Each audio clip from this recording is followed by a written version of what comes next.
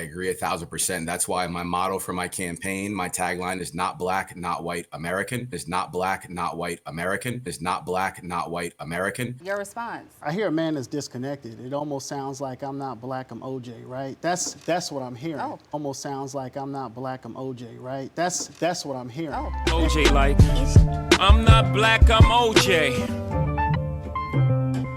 Okay. You know, there was only one party that stormed the Capitol.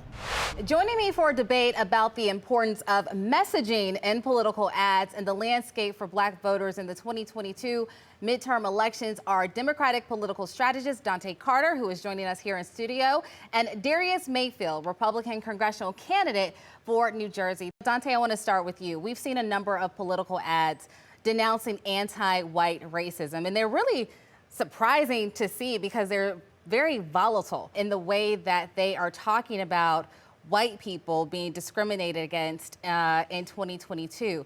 Do you think that these ads have gone a little too far?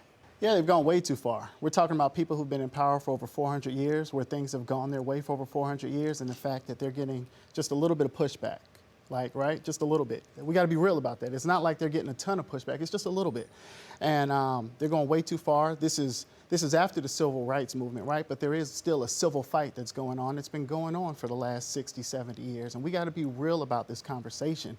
And so I think there are a lot of people who are finding themselves in a very difficult position. But the reality is there's never been a middle. There's always been, you're either on one side or the other. And that's what we're seeing. That's why 90% of black people vote Democrat and 10% vote Republican, right? Because overwhelmingly, it's like, look, we're either going to be for our people or we're not. And that's just where we are.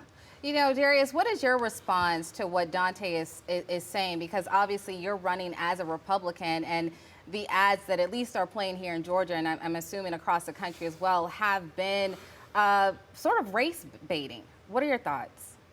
Yeah, I actually agree with Dontaye in a lot of sense, and we need to be real about the conversation. And parting being real starts with understanding where some of these things are coming from. And I know it's a big story out here in New Jersey recently where ads started popping up and lawn signs started popping up with a little bit of that approach. But we found out it was coming from Democratic organizations, not the Republicans out here in certain instances. So we definitely have to be real about that. I also agree that people are not very happy about these things. I think people are starting to tune these things out because of all the craziness that's happened. And when we talk about, you know, black and white voters right now, you understand that Joe Biden's African-American support is down to 60%. His Hispanic support is down to 19%. And his unaffiliated support is down to 34%. So people are starting to tune these things out, get to the information themselves, actually going out there and meeting their candidates, which is a great thing in this country. Darius, I want to come back to you. I see you laughing. What are you laughing about? You know, there was only one party that stormed the Capitol. The numbers that are down aren't running to the Republican Party. In Georgia, 95% of people are registered to vote, right? 95% aren't actually voting, right? So it's not a registration issue, there's a resignation. And so we can talk as though the Republican Party is doing all this, but they're not. What we're asking right now is to do what you say you're gonna do. And I think that we've really got to put pressure on our political leaders to do what they say they're gonna do. The reality is when it comes to black people, neither party has overwhelmingly stepped up to do something that's benefited us. It's taken executive action from the top leadership. And so if we're going to talk about these issues, we got to talk about putting that pressure on whomever is in office to make sure that we're getting things done for our community. But black people do overwhelmingly typically vote Democrat. And we cannot ignore the fact that black people are starting to lean a little bit more to the Republican Party. You know, Darius, I'm sure you're probably seeing that as well.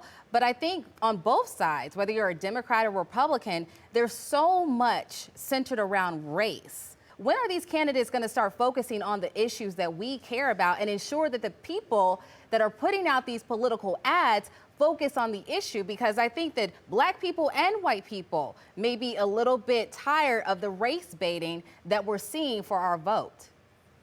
I agree 1,000%. That's why my motto for my campaign, my tagline is not black, not white, American. It's interesting that he brought up the whole Georgia case, because this is one of the things people are sick of. Over the last 2 or 3 years, we heard that the election law that Governor Kemp passed was Jim Crow 2.0. Now we know that not only in the primary, but also in the general election, we've had historic numbers of black people actually able to vote in those elections. And people are taking notice to that. I walked through every single neighborhood in Trenton, New Jersey, and knocked on as many doors as I possibly could, over 5,000. I got to tell you this, of all those people that I talked to, maybe a handful of them said they were going to be voting Democrat this year because they are tired of people coming in there promising them the world, and then when their terms end, you see things are worse. Over 90% of the kids in Trenton, New Jersey can't read or write at a grade level. That's disgusting and disastrous, and people understand these things. Let me bring Dontaye back into the conversation. When you hear that from Darius, your response? I hear a man that's disconnected. It almost sounds like I'm not black, I'm OJ, right? That's what I'm hearing. Oh. And so the reality is when he brings up Georgia, it's not, is SB 202 bad law? Yeah, it is bad law. I was one of the organizers that put on a 33-day protest in front of the state capitol that came for Kemp about that. We were able to water it down, but we weren't able to stop it.